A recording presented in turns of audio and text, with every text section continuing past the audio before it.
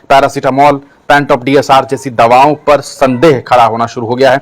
आपको बताते चले 53 दवाइयां जो है वो क्वालिटी टेस्ट में फेल हो गई है। स्टैंडर्ड्स कंट्रोल ऑर्गेनाइजेशन CDSCO ने रिसर्च करते हुए दावा किया है कि 53 दवाओं ने क्वालिटी टेस्ट जो है वो क्वालिफाई नहीं किया है। प्रिया फार्मास्यूटिकल्स के द्वारा जो दवाइयां बनाई जा रही है, ये दवाइयां जो ये बना रही है खास करके एंट्रोपिन सल्फेट, ये पूरी तरीके से जो है हानिकारक दवा है। यानी कि आप समझ सकते हैं जो दवा खुद मानक पर नहीं उतर पा रही है वो दवाओं का क्या हाल होगा आप अंदाजा लगा सकते हैं। यानी कि सीधे तौर पर अगर आप देखेंगे तो ऐसी 48 कंपनीज हैं जो दवा बना रही है, वो ऐसी दवा बना करके इन्होंने भेजी जो पूरी तरीके से मानक पर जो है वो सही नहीं पाई गई है।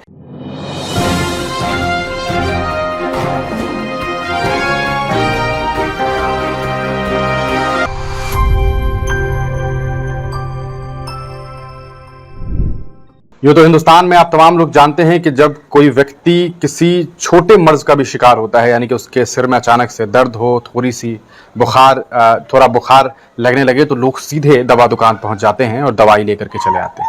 कभी कोई पैरासीटामोल तो कभी कोई अलग अलग दवा अलग अलग बीमारी की वजह से खाते हैं।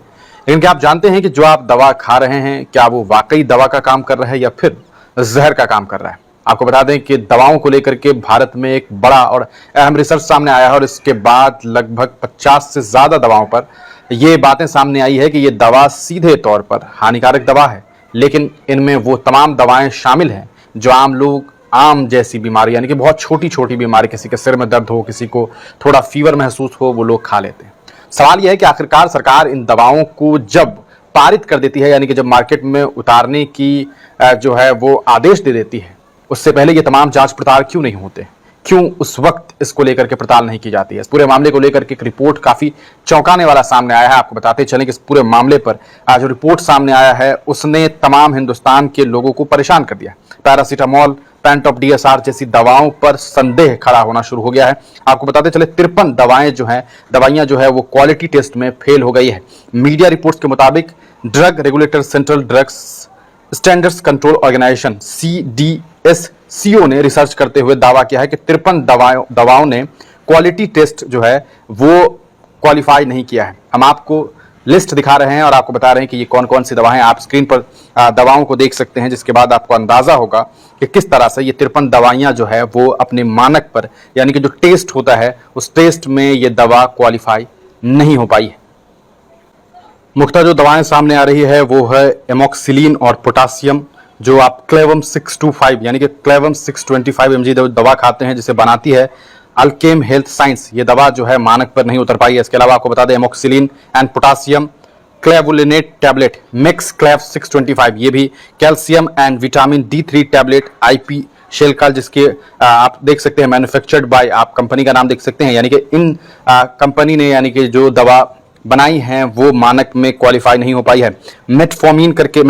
Metformin hydrochloride sustained release tablet, जो ग्लाइसीमेट SR 500 है, वो दवा है। इसके अलावा आपको बताते चलें कि vitamin B complex with vitamin C soft gels, इसके अलावा रिफमीन 50 यानी कि 550 mg, उसके अलावा है पेंटोप्राजोल गैस्ट्रो रेसिस्टेंट, यानी कि जो पैन डी आप कैप्सूल खाते हैं वो, उसके अलावा पैरासीटामोल टैबलेट IP 500 mg, यानी कि पैरासीटामोल जो आपको कर्नाटक एंटीबायोटिक्स एंड फार्मास्यूटिकल्स के द्वारा बनाया जाता है ये दवा, यानी कि सारा पैरासीटामोल नहीं, लेकिन जो पैरासीटामोल आपको ये कर्नाटक एंटीबायोटिक्स एंड फार्मास्यूटिकल्स के द्वारा बनाई जाती है वो पूरी तरीके से विफल साबित हुई है। मॉन्टेर LC कीट यानी कि मॉन्टेलुकास सोडियम एंड लिवोसिट्रिजिन हाइड्रोक्लोराइड जो दवा है, कंपाउंड सोडियम जो RL 500 ml है, जो आपको बनाई जाती है विजन पेरेंटल प्राइवेट लिमिटेड के द्वारा। इसके अलावा आपको फिक्सोफेनाडिन है, फिक्सोफेनाडिन हाइड्रोक्लोराइड, और बहुत सारी दवाइयां हैं जिसमें आप लेक्सनॉर्म सॉल्यूशन देख सकते हैं, हेपारिन सोडियम देख सकते हैं, बुफलाम फोर्ट देख सकते हैं, इसके अलावा सेपोडिम XP50 ड्राई देख सकते हैं, उसके अलावा नेमोसोलाइड काफी चर्चित दवा है, आप तमाम लोग जानते हैं, जिसमें पैरासीटामोल पाया जाता है, और क्लोरोजुक्साजोन करके एक टैबलेट है, इसके अलावा रोल्ड गोज, उसके अलावा सिप्रोफ्लॉक्सिसिन ये है आपको, उसके बाद निमोसलाइट है, और इसके अलावा आप देख सकते हैं लिस्ट हम आपको PDF स्क्रीन पर दिखा रहे हैं। आप देख सकते हैं कि एड्रेनालिन है जो कि इंजेक्शन पाया जाता है, कंपाउंड सोडियम लैक्टेट इंजेक्शन है, इसके अलावा विंजल एक्सेल प्रो है, एंट्रोपिन सल्फेट है, सीफोपेराजोन है, इसके अलावा हेपारिन सोडियम है, इसके अलावा सेफेपिमटेजा बैक्टम करके एक दवा है, और ये दवाइयां हैं जो काफ़ी जो है टेंशन क्रिएट करने वाली दवा है। इसके अलावा आप देख सकते हैं कि एट्रोपिन सल्फेट है, atropine sulphate injection, atropine sulphate, ये जो अलग अलग कंपनियां जैसे प्रिया फार्मास्यूटिकल्स के द्वारा जो दवाइयां बनाई जा रही है, ये दवाइयां जो ये बना रही है खास करके एट्रोपिन सल्फेट, ये पूरी तरीके से जो है हानिकारक दवा है। यानी कि आप समझ सकते हैं जो दवा खुद मानक पर नहीं उतर पा रही है, वो दवाओं का क्या हाल होगा आप अंदाजा लगा सकते हैं। इसके अलावा सल्ब्यूटामॉल करके एक दवा है और भी पीडीएफ आप देख सकते हैं, जिसमें आप देख सकते हैं 33 से 39 तक में कई सारी दवाइयां आपको दिखाई दे रही होगी। इसी तरह टोटल कुल जो है वो 48 दवाइयों का लिस्ट जो है वो सामने आया है। हालांकि सीरियसो ने 48 दवाओं की लिस्ट जारी की है। 5 दवाओं की कंपनियों ने कहा है कि हमारे नाम पर नकली दवाई बनाई जा रही है। यानी कि सीधे तौर पर अगर आप देखेंगे तो ऐसी 48 कंपनीज हैं जो दवा बनाई रही है, वो ऐसी दवा बना करके इन्होंने भेजी जो पूरी तरीके से मानक पर जो है वो सही नहीं पाई गई है। अब सवाल यह है कि आखिरकार जो लोग ये दवा खा चुके हैं उनका क्या होगा। आप तमाम लोग इस पूरे प्रकरण को किस तरह से देखते हैं और इसके लिए किसे जिम्मेदार मानते हैं, अपनी राय कमेंट सेक्शन में जरूर दीजिएगा।